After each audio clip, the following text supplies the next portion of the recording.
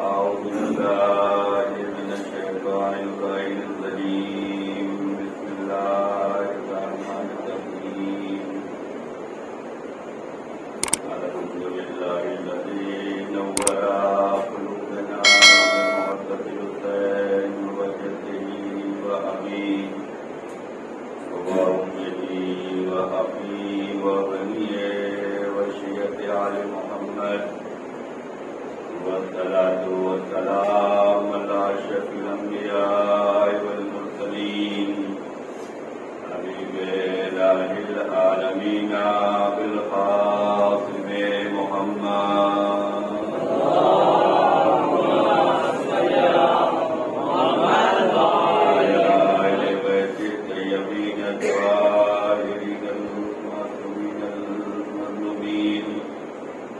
السلام على الحسين وعلى علي بن الحسين وعلى أولاد الحسين وعلى أصحاب الحسين لعن الله أمة قتلتك ولعن الله أمة ظلمتك ولعن الله أمة سمعت ذلك فرضت به يا مولاي يا أبا عبد الله إني سلم لمن سالمكم وحرب لمن حاربكم وولي لمن والاكم وعدو لمن عاداكم إلى يوم القيامة أما بعد فقد قال رسول الله صلى الله عليه وآله وسلم إني تارك فيكم الثقلين كتاب الله وعترتي أهل بيتي ما إن تمسكتم بهما لم تضلوا بعدي صلوات محمد عليه اللهم صل على محمد وعلى آپ ذات گزارش ہے کہ پورے ساتھیہ مرحومہ مذکورہ بھیا ان کے والو بھائی اور گرانی فیملی اور تمام ملکان اہل بیت اللہ دنیا کے سیاسی بچیوں کو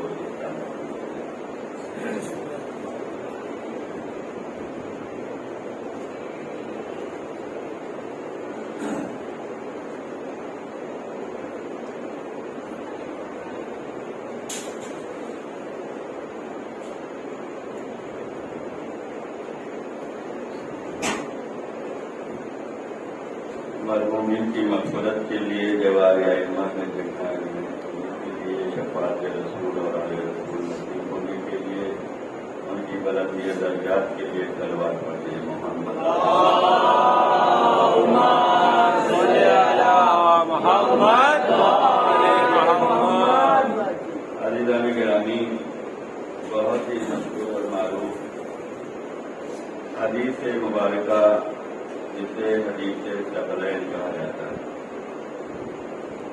پیغمبر فرما رہے ہیں کہ میں تم میں دو گراں قدر چیزیں چھوڑے جا رہا ہوں، ایک اللہ کی کتاب ہے، دوسرے میری عطرت ہے، اور عطرت کی وضاحت بھی لفظوں میں ہے کہ میرے اہل بیت۔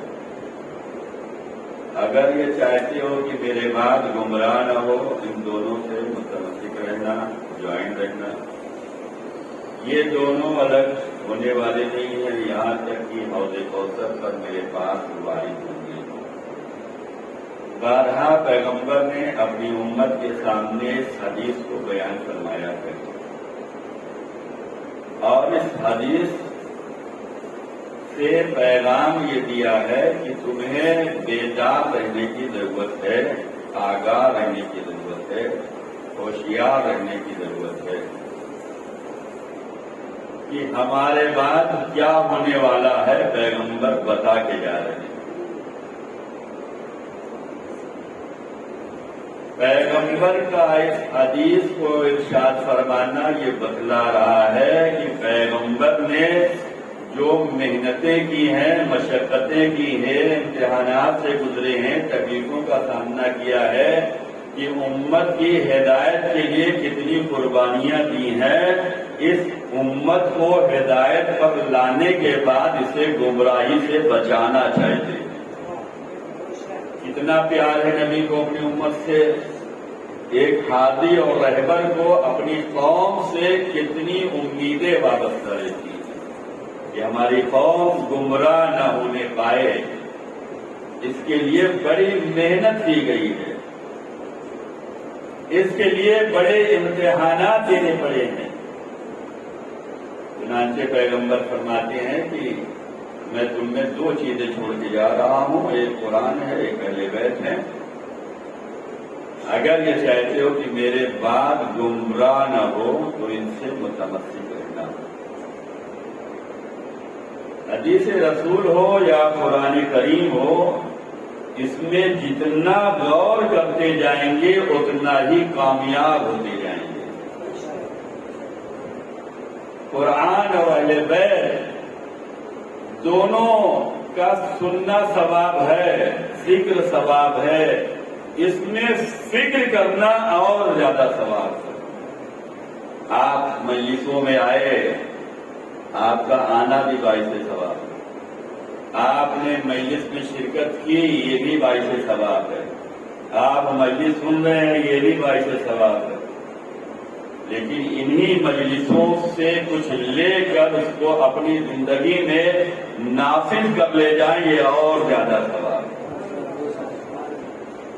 جیسے قرآن پڑھنا ثواب، سیکھنا ثواب، سننا ثواب، ایسے ہی قرآن میں تدبر کرنا، تفکر کرنا، غور و فکر، یہ اور زیادہ ثواب ہے۔ لیکن جیسے جیسے آپ ان سے قریب ہوتے جائیں گے، آپ کی جزا میں، آپ کے ثواب میں اضافہ ہوتا جائے گا، معرفت میں اضافہ ہوتا جائے گا۔ چنانچہ حدیثوں میں بھی غور و فکر کرنے کی ضرورت ہے۔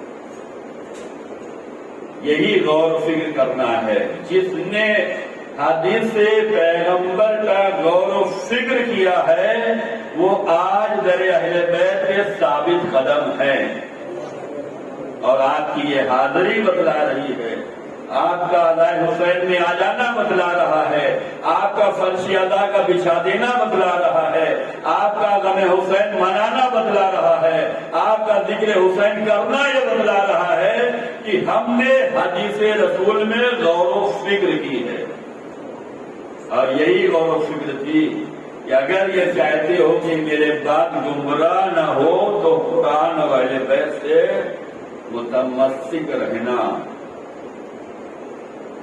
آج الحمدللہ چاہے قرآن کا معاملہ ہو چاہے اہل بیت کا معاملہ ہو، ہم دونوں جگہوں پر الحمدللہ کہنے والے ہیں۔ دونوں منزل میں الحمدللہ، ہم آمین سے کام نہیں چلا رہے۔ آمین کہا اور الحمدللہ کہا، آمین وہاں پہ کہی جاتی ہے جہاں دعا قبول نہیں ہو پا رہی ابھی تک۔ بچہ ہمارا ایگزام دے رہا ہے، مولانا دعا کیجئے اللہ کامیاب کرے، الہی آمین۔ ہمارے فلاں دوست بیمار ہیں، مولانا دعا کیجئے اللہ انہیں شفا دے، کہا الہی آمین۔ ہم جاب کی تلاش میں ہیں، مولانا کوئی اچھی جاب مل جائے، ہم نے دعا کی اللہ آپ کو بہترین روزگار دے، الہی آمین۔ یہ الہی آمین کہاں پر یوز ہوا کہ جس کی تمنا ہے، جس کی چاہت ہے، جس کی آرزو ہے، جس کی فکر ہے، جس کی تلاش ہے، اس کے لیے کام کر رہے ہیں، ابھی مکمل نہیں ہوا ہے۔ کا الہی آمین آمین رب العالمین ثم آمین۔ لیکن کچھ دنوں کے بعد ملے، کہا میرا بیٹا امتحان میں کامیاب ہو گیا، 6% سے آیا، کہا الحمدللہ رب العالمین۔ کہا ہم نے جس کے لیے دعا کرائی تھی شفا یابی کے لیے، وہ شفا یاب ہو گیا، صحت یاب ہو گیا، کہا الحمدللہ رب العالمین۔ وہ جو جاب کی تلاش میں تھا، کہا بہت اچھی جاب مل گئی آپ کی دعا سے، کہا الحمدللہ رب العالمین۔ تو ہم وہ قوم، وہ قبیلہ، وہ محبان بیت، وہ رسول کے چاہنے والے، وہ عاشق ہیں کہ چاہے قرآن ہو چاہے اہل بیت ہوں، دونوں منزل پہ ہم کامیاب ہیں اور ثابت قدم ہیں۔ ہمیں صراط مستقیم اگر دیکھنا ہے تو نماز میں دیکھ لو، الحمد کے بعد الحمدللہ رب العالمین، مجلس میں آنے کے بعد الحمدللہ رب العالمین۔ ہم نے قرآن اور اہل بیت دونوں سے تمسک کیا ہے۔ ہم آمین کی منزل میں نہیں ہیں، ہم الہی آمین کی منزل میں نہیں ہیں، ہم ثم رب العالمین کی منزل میں نہیں ہیں، ہم ایمان عقیدے جذبے عمل کی اس بلندی پہ ہیں کہ الحمدللہ رب العالمین، ہم اس پہ ہیں۔ یہ کون ہے جو اس پہ ہے؟ کہ جس نے قرآن اور حدیث پر تدبر کیا ہے، تفکر کیا ہے۔ اگر یہ چاہتی ہو کہ میرے بعد گمراہ نہ ہو تو ان سے متمسک رہنا، یہ جدا ہونے والے نہیں ہیں، اور یہ میرے پاس حوض کوثر پر آئیں گے، آنے کے بعد یہ گواہی دیں گے۔ ان کے ساتھ آپ کا رویہ کیا تھا یہ بتلائیں گے۔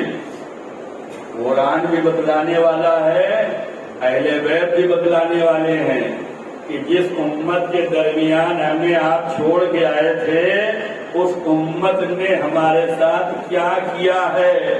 جو قرآن اور اہل بیت سے وابستہ ہیں وہی آج عزاداری امام کر رہے ہیں، اور جو قرآن اور اہل بیت سے وابستہ نہیں ہے وہی حدیث رسول کے اعتبار سے گمراہ ہے اور مخالفت عزاداری کر رہے ہیں۔ یہ وہ ایام ہے جس میں اہل حرم کی ذمہ داریاں زیادہ ہیں اور ہم عزاداروں کی بھی ذمہ داری زیادہ ہے۔ اس لیے کہ کربلا کے بعد دشمنان اہل بیت نے کربلا پر پردہ ڈالنا چاہا۔ قتل امام حسین معمولی جرم نہیں ہے، کہ جیسے جیسے پیغام پہنچتا جائے گا قوم بیدار ہوتی جائے گی اور قوم سوال کرے گی، لہذا دشمنان اہل بیت اس پہ پردہ ڈالیں گے۔ ہم عزاداروں کی ذمہ داری یہ ہے کہ عزاداری کر کے فرش مجلس کر بچھا کر ماتم کر کے گریا کر کے نوح ماتم کر کے سبیل لگا کر نیاز بانٹ کر اس پیغام کربلا کو لوگوں تک پہنچاتے رہیں کہ تمہارے چھپانے سے یہ کربلا چھپنے نہیں دیں گے۔ اہل بیت نے بڑی قربانیاں دی ہیں، بڑے سخت امتحان دیے ہیں۔ عزیزان گرامی، یہ وہ ایام ہے جس میں ہم جناب زینب سلام اللہ علیہا اور جناب سید سجاد علیہ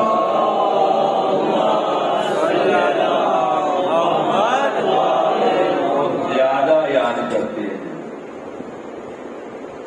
اس لیے کہ ان دونوں نے حفاظت پیغام کربلا کیا۔ یہی مبلغ کربلا ہیں، یہی مبلغ فتح حسینی ہیں، یہی مبلغ مقصد حسینی ہیں، یہی پیغام پہنچائیں گے۔ چنانچہ ابھی تو مولا کا سفر میں ہے۔ 19 محرم کو یہ قافلہ اسیروں کا کوفے سے نکلا ہے اور شام کے راستے پہ ہے۔ 10 دن کا یہ سخت سفر ہے، راستہ آسان نہیں ہے۔ بازاروں میں جو تکلیفیں پہنچائی گئی، درباروں میں جو اذیتیں دی گئی، کوچوں میں جو اذیتیں پہنچائی گئی، اس سے زیادہ تو ان راہوں پہ اذیتیں پہنچائی گئی ہیں۔ کتنے بچے ٹوٹ چکے ہیں،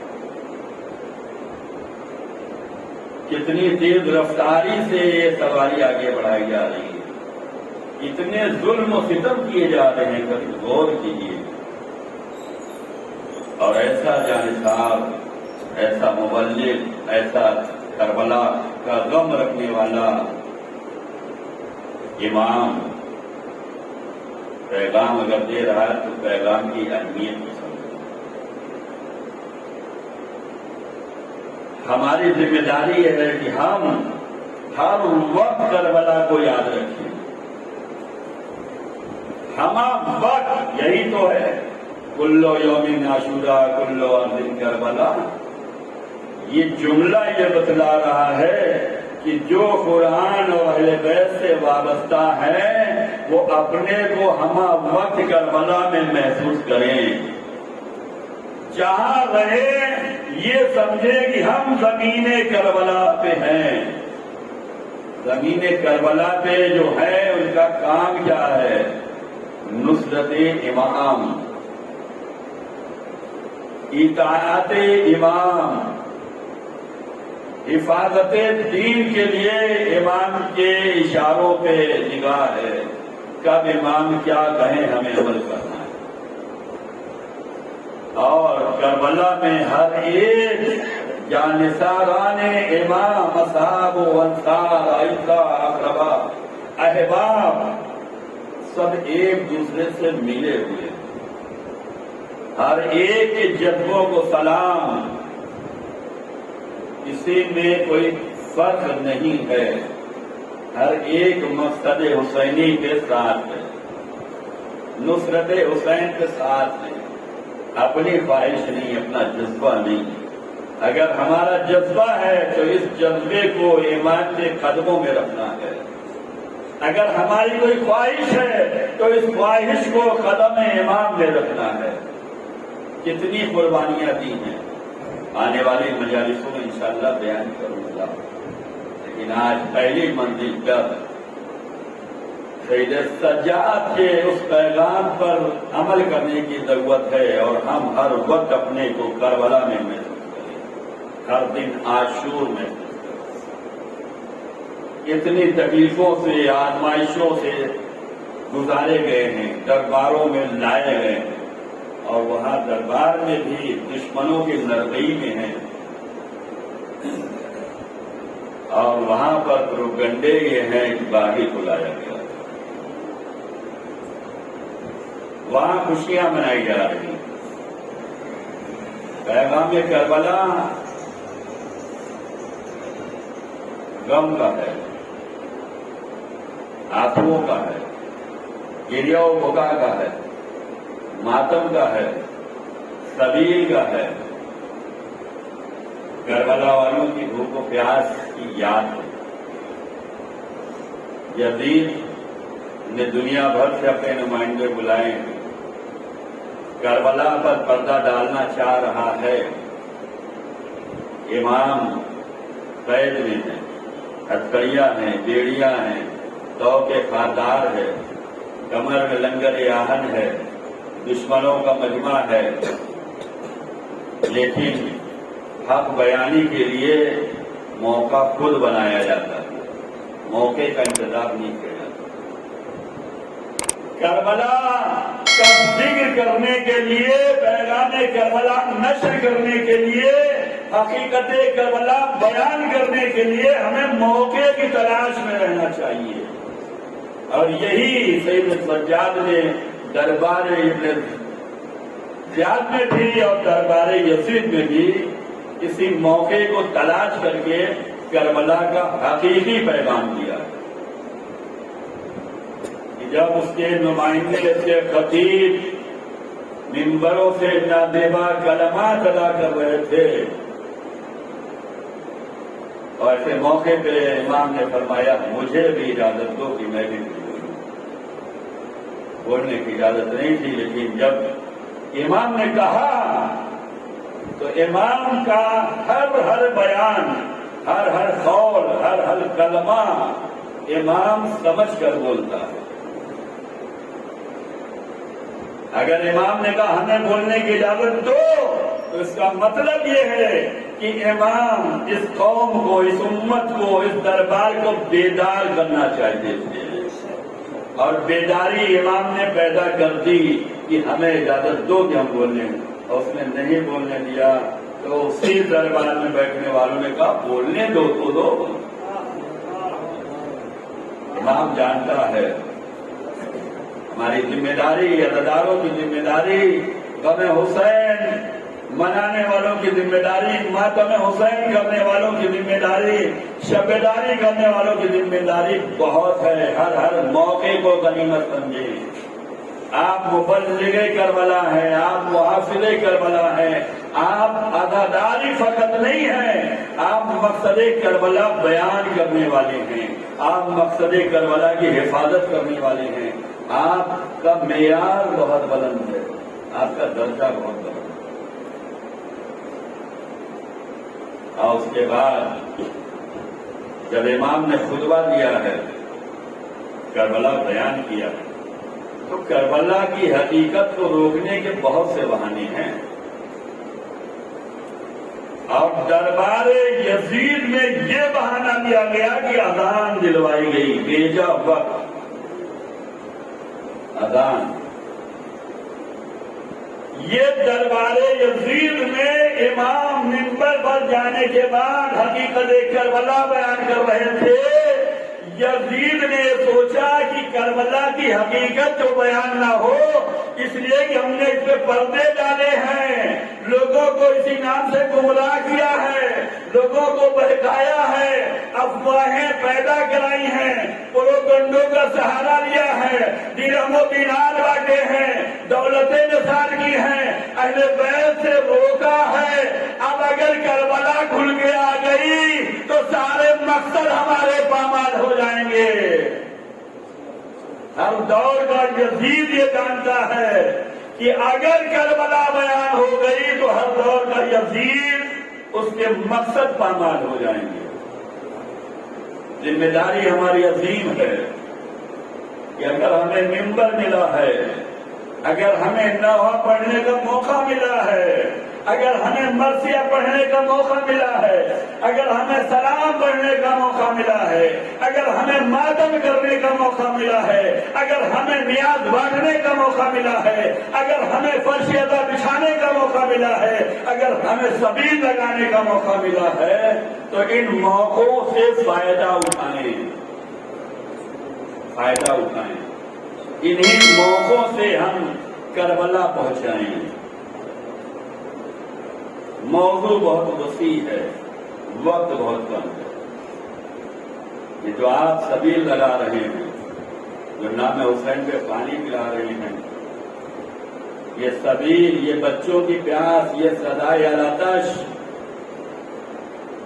کیوں کہ اس نے بے چین کیا ہے۔ ہر چیز جو ہے آپ کو کھینچ کر در حسین پہ لائے گی۔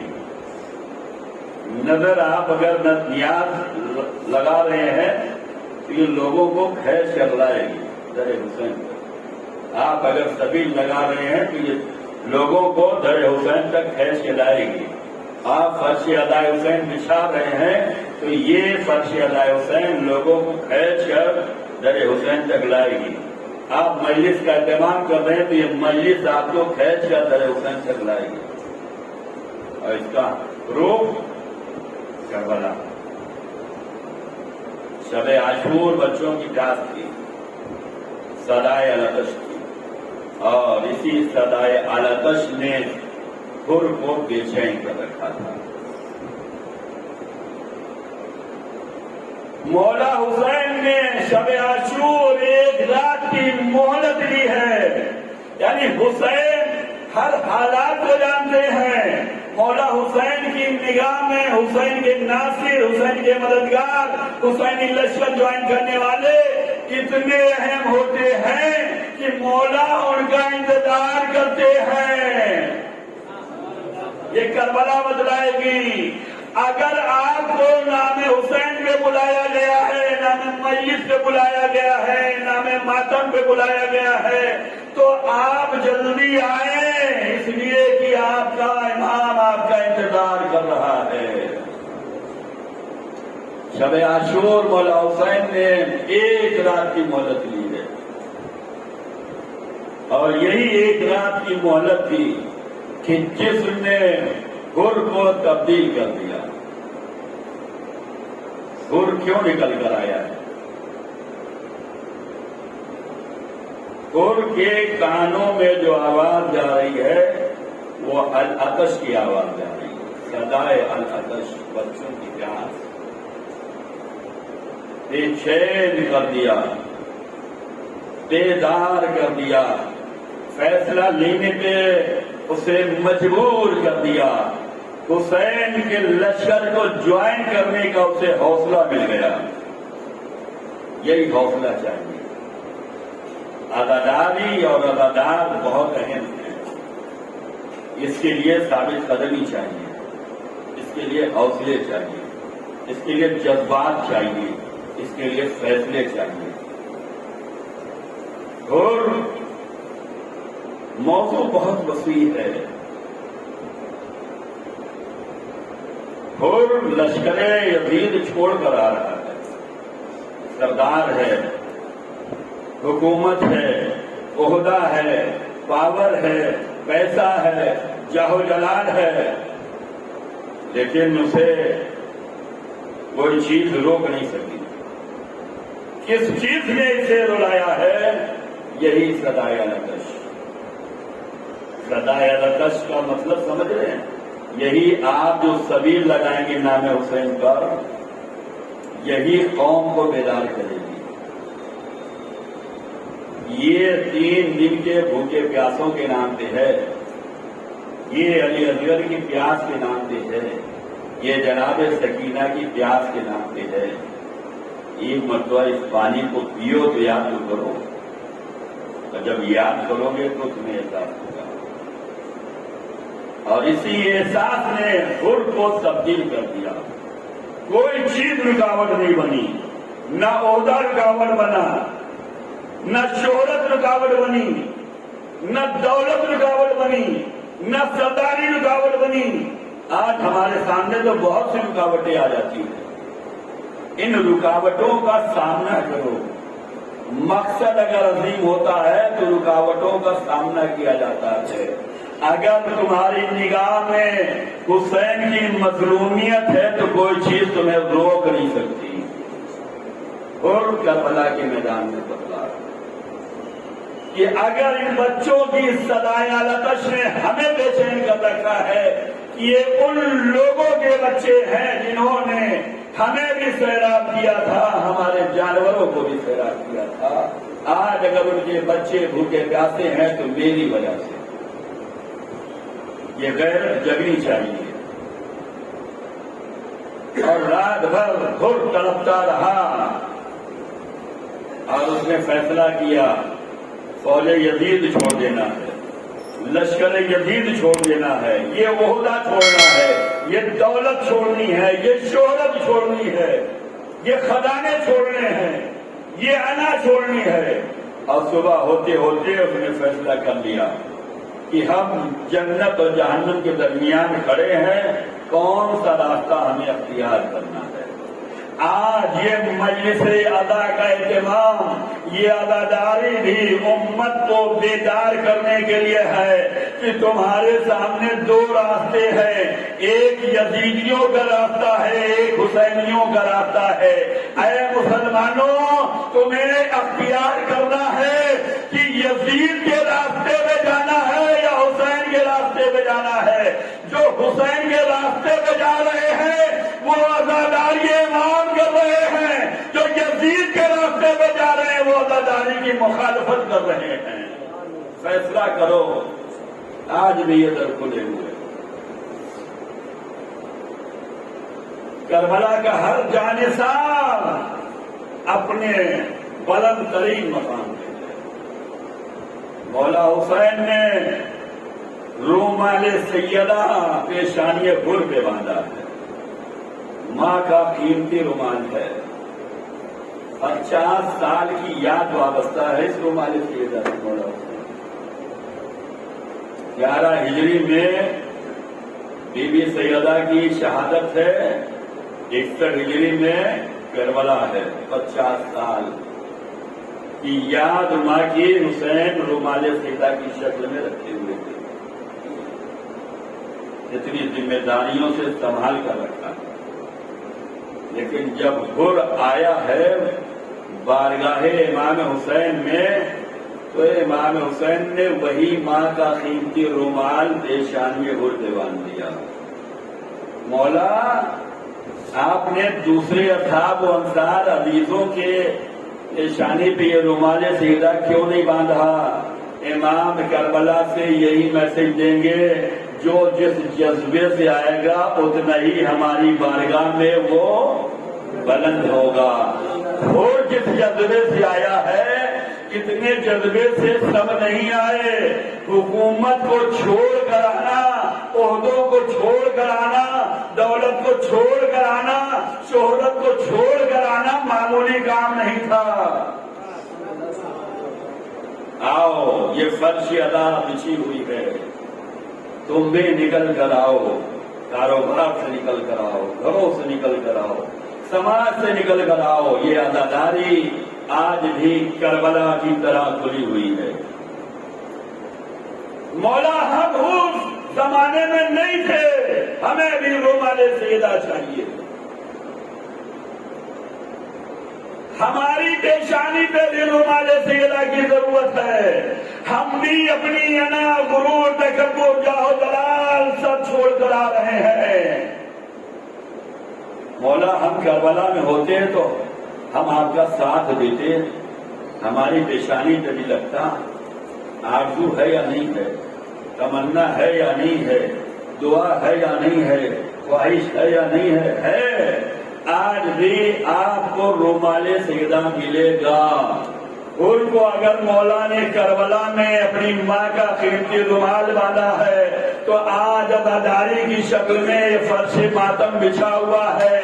غم حسین میں اگر آنسو نکل رہے ہیں تو حسین اپنی ماں کا رومال تو نہ دیں گے، لیکن وہ ماں خود آئے گی اپنے ہاتھوں سے اداداروں کی آنکھوں سے نکلنے والے آنسو اپنے رومال میں دے رہی ہے۔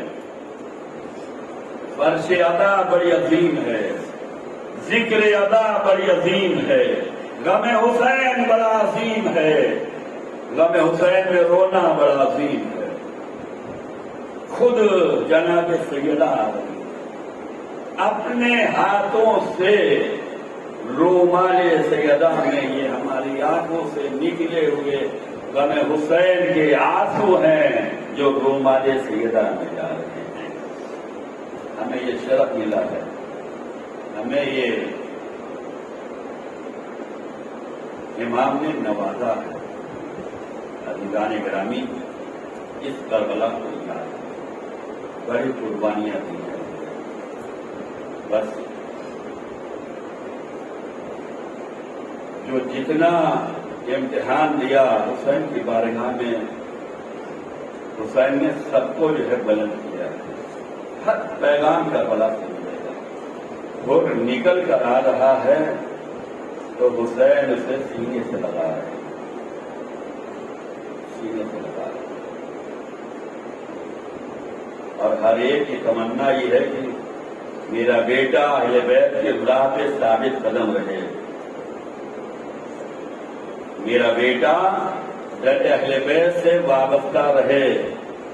حر میں آنے کے بعد مولا حسین سے یہی کہا، مولا میرے لال کو مقتل میں جانے کی اجازت دے دیجیے تاکہ میں مطمئن دنیا سے جاؤں کہ میرا بیٹا اہل بیت کی راہ پہ قربان ہوا ہے، گمراہ نہیں ہوا ہے۔ اسے دولت، حکومت، شہرت، پیسے، جاؤ جلال اسے نہیں روک سکے، اسے در اہل بیت ملا ہے تاکہ میں مطمئن رہوں۔ یہ ہمیں جذبہ لینا ہے، حوصلہ لینا ہے کہ ہم بھی در اہل بیت کے ثابت قدم رہیں اور ہماری اولاد بھی ثابت قدم رہے۔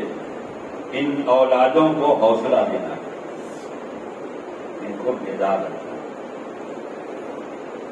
امام کتنا چاہتے ہیں، امام کے در پہ آؤ، امام چاہتے ہیں۔ اور آیا کا مولا میرے لال کو، امام نے فرمایا ہو تمہارا مولا بہت شرمندہ ہے۔ جب دشمن بن کے آئے تھے تو ہم نے تمہیں پانی پلایا تھا، سیراب کیا تھا، تمہارے جانوروں کو بھی پانی پلایا، آج تم محب بن کر آئے ہو، جانثار بن کے آئے ہو، مددگار بن کے آئے ہو۔ امام شرمندہ ہے، پانی نہیں ہے جو تمہیں پلا سکے۔ انہوں نے کہا مولا تڑپائیے نا، مولا ہماری وجہ سے، مولا اجازت دے دیجئے، میرے ساتھ میرا بیٹا آیا ہے، غلام آیا ہے، بھائی آیا ہے، میرے لال کو بندے کی اجازت دے دو۔ مولا نے اجازت دی۔ بیٹا جس فوج سے نکل کر آیا تھا اسی فوج پر حملہ کرتا ہے۔ دشمنوں نے کیسے ہر کے بیٹے کو گھیرا ہے کہ ابھی ابھی یہی لشکر ہمارا چھوڑ کے گیا ہے، اسی لشکر والوں نے ہر کے بیٹے کو جو ہے گھیر لیا، اور تھوڑا ہی وقت گزرا تھا کہ ہر کا بیٹا زمین کربلا پہ آ گیا۔ ادھر اس نے اپنے بابا کو پکارا، حسین نے کربلا سے یہ پیغام دیا کہ اگر ہماری راہ میں آؤ گے تو تم سے بڑھ کر ہم چاہنے والے ہیں۔ ہر کو اپنے بیٹے کے جنازے میں بعد میں پہنچا، سب سے پہلے میرا مولا اور آقا پہنچا۔ تم نے دیکھا کہ میرے مولا کا دانو ہے اور میرے بیٹے کا سر ہے، کہ مولا میرے لال کا سر مجھے دے دیجئے۔ حسین نے کہا اے ہور، بیٹا جوان ہے، یہ غم برداشت نہ کر سکو گے۔ ارے کربلا کے میدان میں حسین نے کہا اے ہور، یہ بیٹے کا جنازہ ہے، اسے باپ نہ برداشت کرے گا، اسے میرے دانو میں رہنے دو۔ حسین کتنا غریب ہے، حسین کتنا مظلوم ہے، حسین کتنا سچم دھیان دے رہا ہے۔ ابھی جو پیغام دے رہا تھا کہ جوان بیٹے کا لاشا باپ نہیں دیکھ سکتا، تھوڑا ہی وہ گزرا تھا کہ علی اکبر کے سینے سے ٹوٹی ہوئی نیزے کیوں نہیں نکالنا پڑا۔ کتنا سخت امتحان ہے مولا حسین کا۔